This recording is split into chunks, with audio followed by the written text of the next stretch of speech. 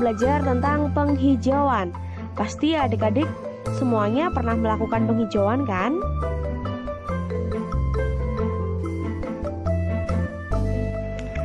Dengan mengetahui dan dapat menjelaskan manfaat penghijauan ini, diharapkan seorang pramuka memahami pentingnya peran dan fungsi penghijauan, sehingga kemudian tergerak untuk berperan aktif dalam mengikuti kegiatan penghijauan. Sudah siap adik-adik?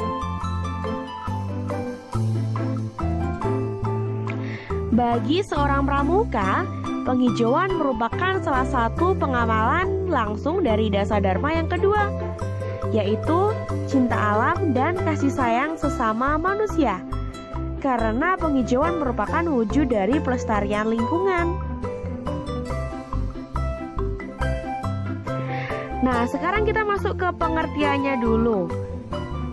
Jadi, secara istilah, penghijauan dapat diartikan sebagai kegiatan penanaman pada lahan kosong di luar kawasan hutan dengan berbagai jenis pohon yang bertujuan untuk memulihkan, mempertahankan, atau meningkatkan fungsi lahan bagi lingkungan.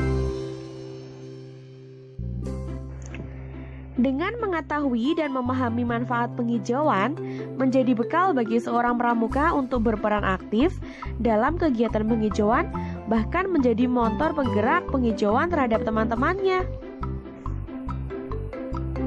Adakah di sini di antara adik-adik yang pernah menjadi penggerak gerakan penghijauan? Sekarang kita lanjut ke peran dan fungsi. Penghijauan sendiri mempunyai peran dan fungsi dalam kelestarian lingkungan dan untuk mengurangi kerusakan lingkungan, mulai dari erosi, pencemaran udara, global warming, hingga bencana alam.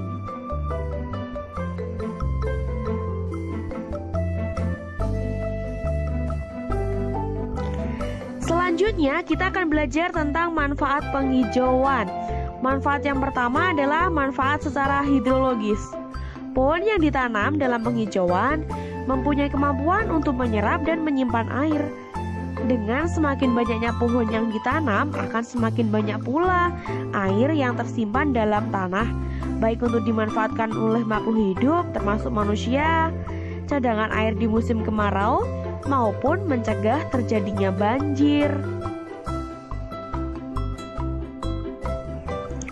Manfaat yang kedua adalah manfaat secara orologis. Adalah kemampuan akar pohon dalam mencegah erosi atau pengikisan tanah, baik oleh air maupun angin.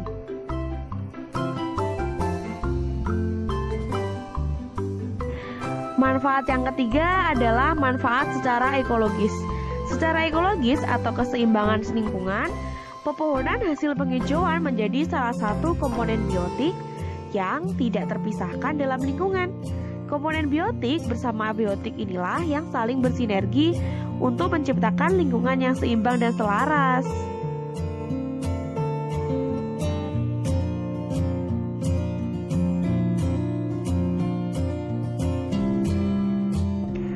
Manfaat yang keempat adalah manfaat secara klimatologis. Secara klimatologis, penghijauan akan menyerap karbon dioksida dan menghasilkan oksigen lewat fotosintesis yang dilakukan tumbuhan. Proses ini akan meningkatkan kualitas udara sekaligus mencegah dampak pemanasan global.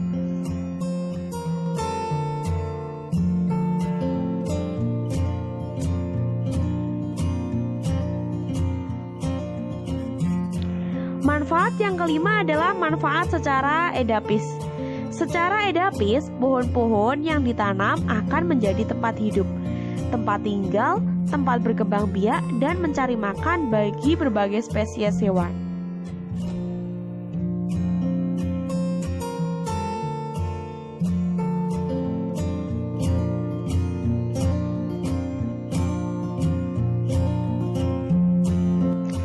Manfaat yang keenam adalah manfaat secara protektif. Secara protektif, penghijauan dapat memberikan perlindungan baik secara langsung maupun tidak langsung kepada manusia.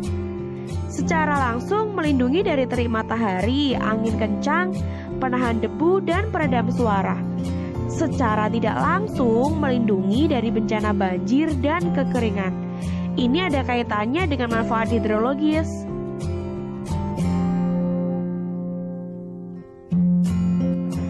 Manfaat yang ketujuh adalah manfaat secara higienis. Secara higienis, penghijauan menjadi penyaring udara di mana pepohonan akan menyerap karbon dioksida dan mengeluarkan oksigen. Pepohonan pun mempunyai kemampuan untuk menyerap berbagai jenis racun yang ada di udara. Selain itu, akar-akar pepohonan mampu menyerap dan menyaring air dalam tanah sehingga menjadi layak dikonsumsi. Manfaat yang kedelapan adalah manfaat secara edukatif. Secara edukatif, pohon hasil penghijauan mampu menjadi laboratorium alam yang dapat dimanfaatkan sebagai media belajar dan penelitian.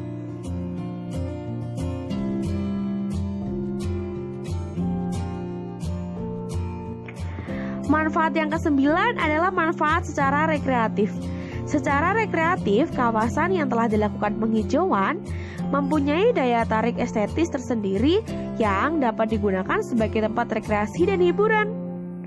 Hayo, siapa di antara adik-adik yang pernah menemui tempat rekreatif yang bernuansa hutan? Nah, pasti adik-adik pernah ya mengunjungi tempat seperti itu. Manfaat yang terakhir atau manfaat yang ke-10 adalah manfaat secara ekonomis.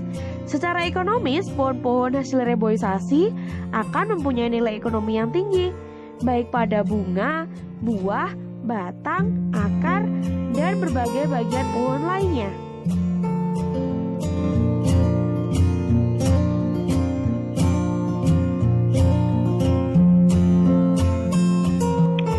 Mengingat besar dan pentingnya manfaat penghijauan dan semakin maraknya kerusakan lingkungan yang terjadi, seorang pramuka hendaknya bisa menjadi motor penggerak bagi masyarakat di sekitarnya dalam menyelamatkan lingkungan melalui gerakan penghijauan.